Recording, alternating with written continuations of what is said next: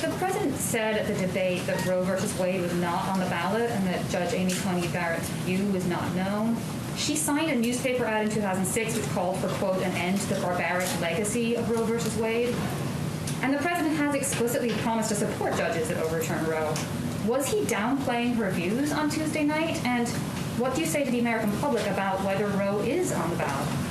The president has been clear that he would never ask a judge to prejudge a case.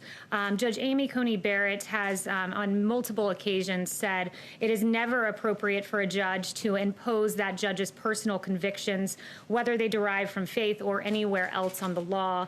She said that she continues to stand and vehemently believe the core proposition that if there is ever a conflict between a judge's personal conviction and that judge's duty under the rule of law, it is never, ever permissible for that judge to follow their personal convictions in the decision of a case rather than what the law requires. The president expects her to overturn Roe. He has said he would only appoint judges that overturn Roe. The president would never ask a judge to prejudge a case. And what I would also say is we fully expect that the Ginsburg rule be followed throughout the course of these proceedings. It was then Senator Joe Biden who set the Ginsburg rule in saying that there are no questions on how Ginsburg will decide any specific cases that may come before her. And Justice Ruth Bader Ginsburg indeed applied that rule throughout the course of her hearing on the First Amendment religion clause. Say that her views are not known. Will the president commit to participating in the next debate before the commission changes the rules? First, with regard to the commission rule changes, the president made clear his view on that yesterday, that he thinks the only way there's a fair debate is change in the moderator and a change in the Democrat nominee. He wants to debate. He plans on being at the debate, but he wants the rules to be fair and wants a fair exchange and doesn't want rules that cover for a certain candidate's inability to perform well. Yes. Thank you, Kayleigh. Can you explain why it's appropriate for the president to be holding rallies this weekend in two areas that this White House has declared to be red zones in Wisconsin? Yeah, so the president believes that people have a First Amendment right to political speech.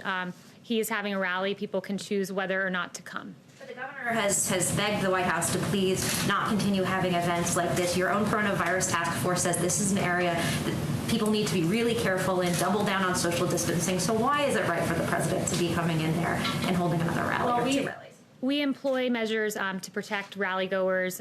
We encourage. We've all covered these rallies. These people are shoved together. There are thousands of people standing close to each other, not wearing masks. Did you watch the Democrat nominees rally yesterday? There was no social distancing there, so I assume you guys expressed the same line of questioning to the Democrats. But what I would say is this: is there really seems to be two standards of health in this country, one for Trump supporters and one for everyone else.